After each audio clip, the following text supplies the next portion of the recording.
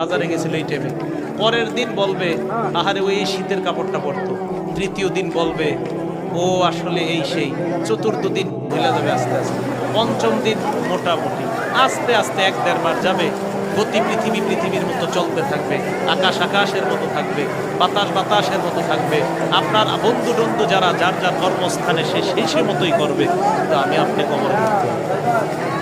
এটাই চূড়ান্ত বাস্তবতা।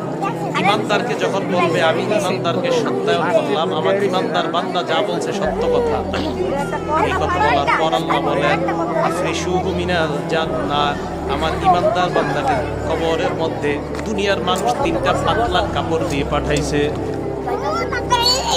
আল্লাহ বলবে আফরিশুহু মিনাল জান্নাহ, আমার বান্দার কবরে আমার বান্দার শরীরে জান্নাতের পোশাক পরায়া দাও।